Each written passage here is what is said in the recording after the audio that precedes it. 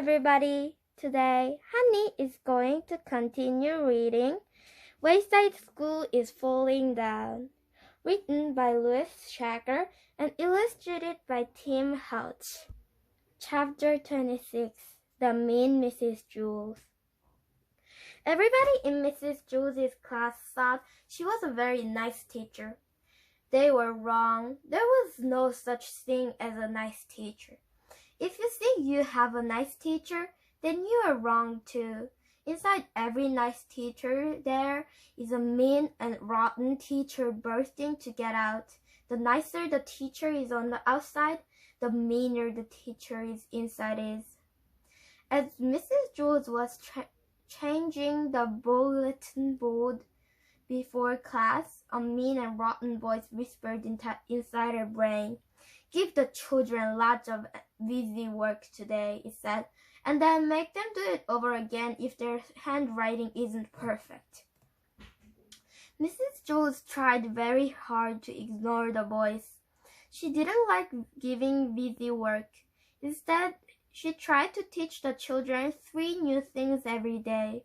She believed that if they learned 3 new things every day, they would eventually learn everything there is to know. There are some classes where the teacher gives so much busy work that the children never learn anything. "What do you care if the children learn anything?" asked the mean and rotten voice. "It's not your job to teach them. It's your job to punish them. Keep them in at recess. Hit them with your yardstick." The bell rang and all the kids scurried to their desk. "We are going to learn 3 new things today," Mrs. Jules announced. "How to make pickles, 7 plus 4, and the capital of England." All the children paid close attention. "The capital of England is London," said Mrs. Jules. 7 plus 4 equals 11, and pickles are made by sticking cucumbers in brine. On her desk, she had a box of cucumbers and a vat of brine for demonstration. "Okay, Joe," said Mrs. Jules. "How much is 7 plus 4? Joe shrugged. "But I just told you, Joe," said Mrs. Jules. "Weren't you listening?" "I don't know," said Joe. "Okay, who can tell me how pickles are made?" "Yes, Jason." 11, Jason declared. Mrs. Jules frowned. "That's a correct answer," she said, "but unfortunately I didn't ask the right question. Can anyone tell how pickles are made?" "Yes, Bibi." "In London," said Bibi. "I suppose they make some pickles in London," said Mrs. Jules. "Okay, let's start again. Calvin, what's the capital of England?" "Could you write England on the board?" said Calvin. "I can do a lot better when I see the question." Mrs. Jules wrote England on the board. "Oh, okay," said Calvin. Now that he knew the question, "The capital of England is E." "Yes, that's the one capital of England," said Mrs. Jules, had to admit. "Okay, I'll say it one more time. The capital of England is London." "Isn't that where they make all the pickles?" asked Jenny. "No, they don't make all the pickles in London," explained Allison. "Just 11. "Well, where do they make the rest of the pickles?" said Stephen. "Shut up!" shouted Mrs. Jules. "Well, that does it. You're all staying inside for recess." Everyone stared at her. Mrs. Jules had never told anyone to shut up. It was against the class rules for anyone to use that expression. If you did, you have to write your name on the blackboard under the word discipline. Mrs. Jules put her hand over the mouth, then took it away. "Oh dear, I'm very sorry," she said. "I don't know what came over me." She wrote her own name on the blackboard under the word discipline. "Perhaps you'll learn the lesson better if you write it down," she suggested. "Everyone please take out a piece of paper and a pickle." Everybody laughed. "Pencil!" snapped Mrs. Jules. "I meant to say pencil. It was just came out pickle." "I don't know what pickles came from pencils," said Jenny. "I thought they came from cucumbers." I thought they came from London, said Todd. Mrs. Jules made an ugly face. Todd, didn't I just tell you to shut up? She asked. She picked up her yardstick and held it over Todd's head. Well, answer me, she demanded. Didn't I tell you to shut up? Yes, said Todd. How dare you talk back to me, snapped Mrs. Jules. Didn't I just tell you to shut up? Todd kept his mouth shut. Well, answer me, she demanded. Todd didn't know what to do. He nodded his head. Keep still, ordered Mrs. Jules. Now, I don't want you to say another word. Is that clear? Todd stared at her. Is that clear? She asked again. Yes, Todd said meekly. Mrs. Jules slammed down the yardstick. Todd quickly moved out of the way. The yardstick banged against his desk and broke in half. Mrs. Jules stared at the 18 inches she held in her hand. Oh my goodness, she said. I'm sorry, Todd. I don't know what's the matter with me today. I just haven't got up the wrong side of the bed this morning. She put a check next to her name under the word discipline. Okay, let me try to make this very simple, she said. If I have 11 cucumbers, then I have 4 more cucumbers, then I drop all the cucumbers in brine and take them to the capital of England. What do I have? How many? And where am I? Huh? said DJ. What? asked John. Could you write the question on the board, please? asked Randy. Shut up, Mrs. Jules yelled a third time. In a mocking voice, she said, Could you write the question on the board, please? You kids think you're so cute. Well, we'll see how cute you really are. She picked up the vat of brine from her desk. How could you like if I poured this on your head? You won't be so cute when you're all shriveled up and covered in warts like pickles. She walked up down the aisles carrying the pickle juice and glaring at the children. No one dared make a sound. She stopped next to Leslie. How about you, Leslie? She asked. How would you like Pickle's pigtails? Leslie trembled. Her pigtails wiggled. Well, I'm going to ask you 3 questions, Leslie, said Mrs. Jules. And if you don't answer them correctly, I'm going to dump this on your head.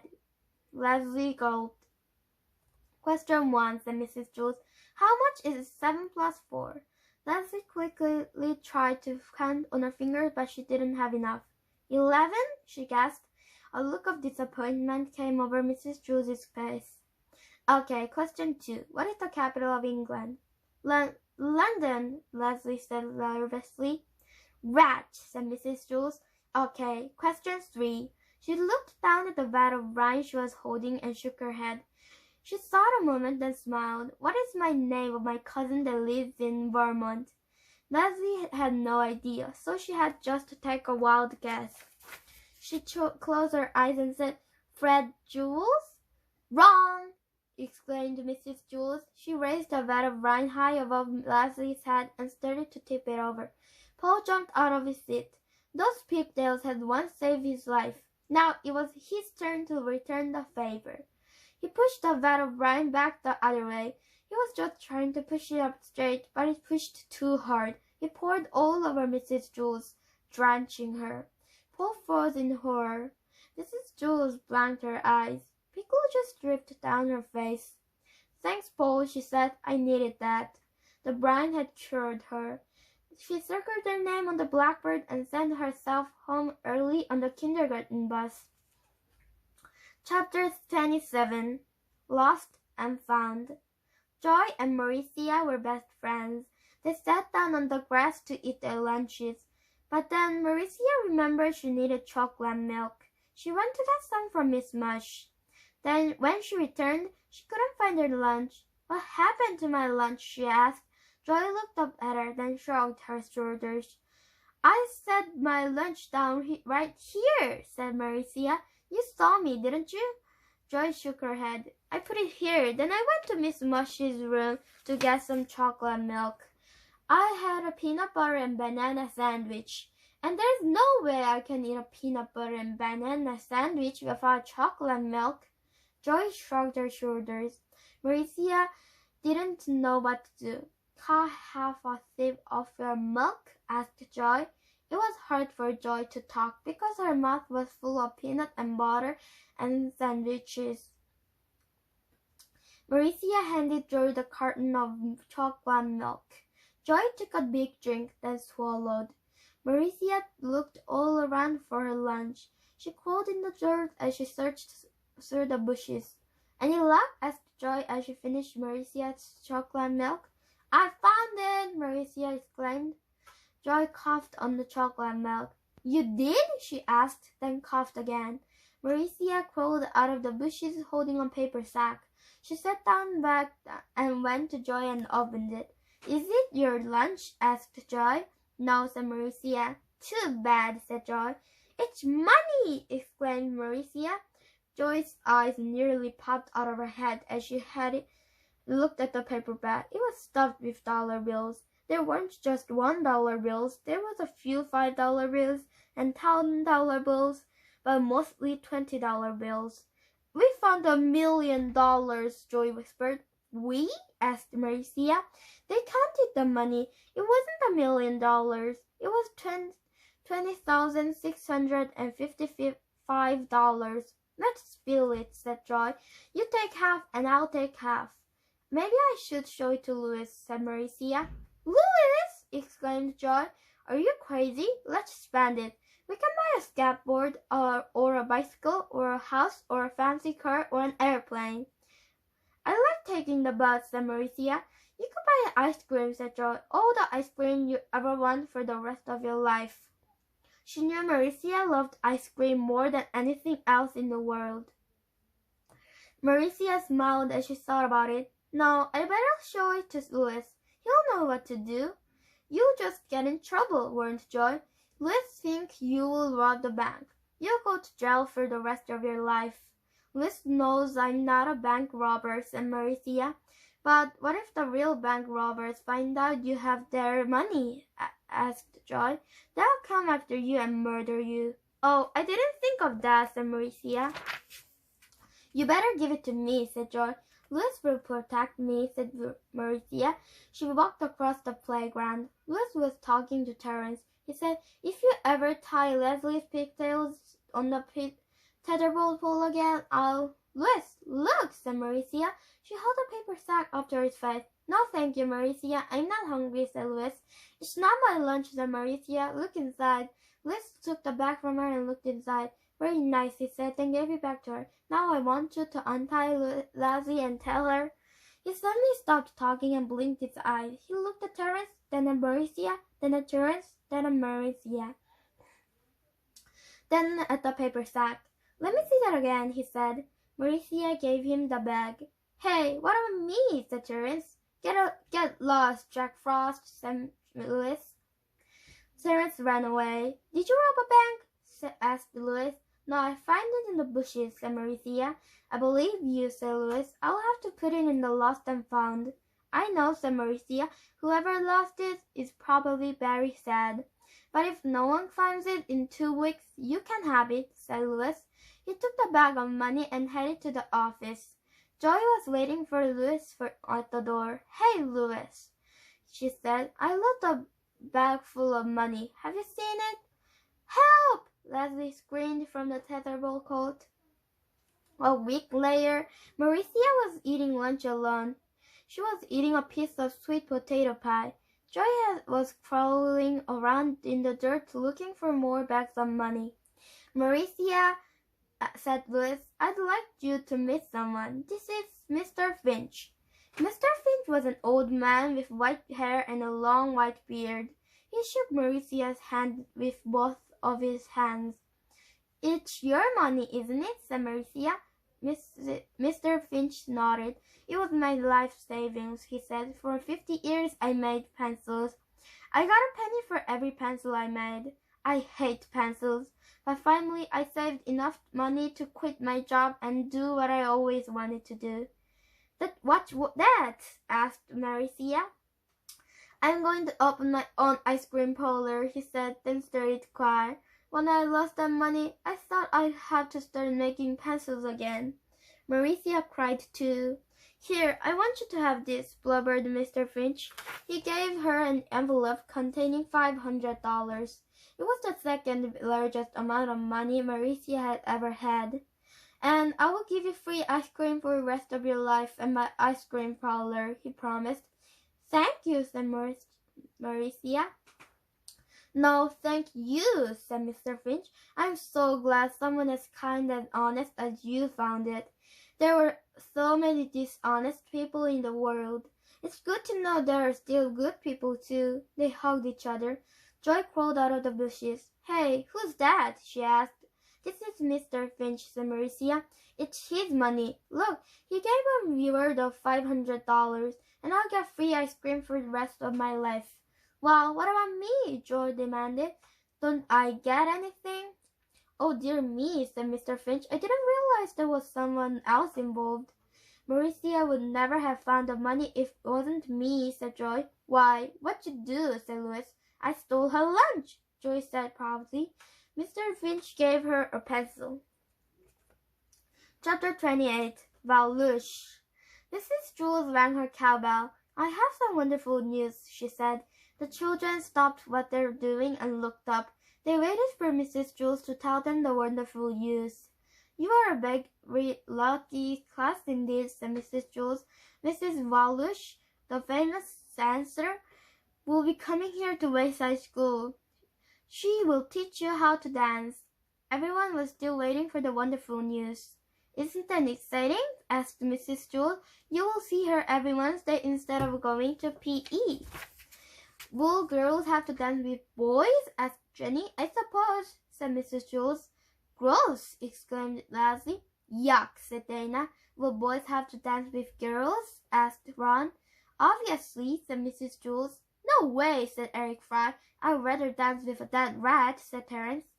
Everyone started talking at once about cooties and warts and other horrible diseases you get from touching girls or boys. Mrs. Jules rang her cowbell again and told them to settle down. Mrs. Jules, I don't need to take dancing lessons like Eric Bacon. I already know how to dance. Eric, I've seen you dance, said Mrs. Jules sarcastically. Eric Bacon was a great break dancer, but break dancing had longer allowed in Wayside School. That's because every time Eric danced, he broke something. Mrs. Walush will teach you the grace and beauty of classic ballroom dancing, said Mrs. Jules. Everyone groaned. On Wednesday, they all headed down on their first dancing lesson, except Myron. Myron went to P.E. How come Myron never has to do anything? Asked Jason. I don't know, said Calvin. I've been wondering about that too. Myron's father must be friends with the president, said Bibi. I think Myron gave Mr. Kidwater $1,000, said Todd. No, I bet he's stopped blackmailing Mrs. Jules, said Jenny. How could he do that? Asked Benjamin. Maybe Mrs. Jules got drunk, said Jenny, and then she danced on top of her desk with a lampshade on her head. And Myron took her picture. And so now Mrs. Jules had to let Myron do anything he wanted, or else he showed a picture to Mr. Kidwater. That makes sense, said Mac.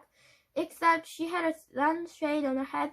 How could Mr. Kidwater know it was Mrs. Jules? Asked Todd. No one knew the answer to that. They entered a room on the second floor. Welcome, said Mrs. Walush, a strange-looking woman with bright and red hair. It looked like her head was on fire. My name is Miss Walush. It's so wonderful to be here at Wayside School. She wore pink tights and sparkling pink top. I hope we will be friends, yes? She asked. Nobody said a word.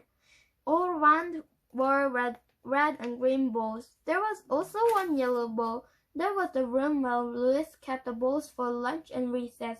It was also the room that always used for school dances. It was the ballroom. So, exclaimed Mrs. Walush, who will be first? Everyone tried to hide beside someone else. Mrs. Walush put her hands on Ron's face. What is your name? She asked. Ron, he squealed. Ronaldo, bellowed Mrs. Walush, king of the gypsies.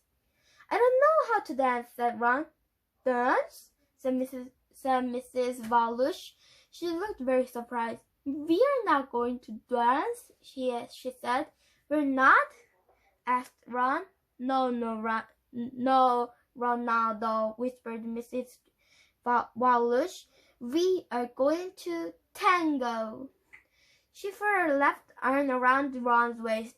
Then she grabbed her left hand with her right and stuck it out on the way in front of them. Suddenly the music started. Mrs. Walush dragged poor Ron across the room as she stomped her feet in time of the music. Dum, dum, dum, dum, dum, da da dum, dum, dum, dum, dum, dum, dum, dum, dum, dum. Hey! When she yelled, hey, she threw Ron in the air and clapped her hands. Ron turned a somersault in the midair. Then Mrs. Walush caught him. They tangled back where they had started. Ron's eyes were spinning in opposite directions. Hey, that looks like fun. To me.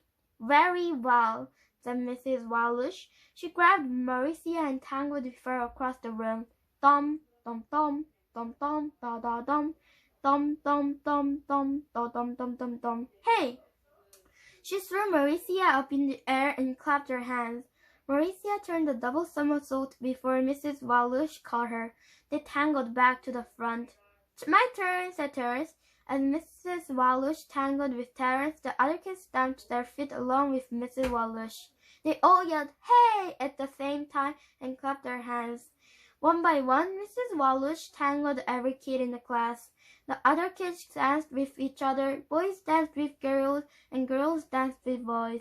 They didn't care. Paul danced with Leslie, Dana danced with John, Terence danced with Randy. Allison danced with Jason, DJ danced with Kathy, Todd danced with Joy. Hey! They all shouted together. And of course, they weren't strong enough to throw each other up in the air. Instead, they tried to trip each other and throw each other on the ground. Hey! Even Kathy was having fun. Hey! She shouted and kicked DJ in the rear end. They also threw balls at each other. Hey! Mrs. Walush began to get tired. Sometimes she didn't catch the children after she tossed them in the air. Dee Dee crashed to the floor. Wow, she said. This is more fun than murder the man with the ball. Hey! At last the music stopped. Dum, dum, dum, dum, dum, dum, dum, dum, dum. And everyone shouted, hey! At last time. Mrs. Walush clapped her hands. Wonderful, she exclaimed. Fantastic. They all staggered out of the ballroom, cut up, bruised, and bleeding. Next week, we vault, the Mrs. Jules called after them. So how did everyone like dancing? Asked Mrs. Jules when they returned. Dance? Asked Ronaldo, king of the gypsies. We didn't dance. You didn't? Said Mrs. Jules. No, said Ronaldo. We tangled. Everyone cheered. It was wonderful, exclaimed Kathy. Fantastic, said Terence. Martin was sorry he had missed it. I can't wait till Wednesday, said Todd.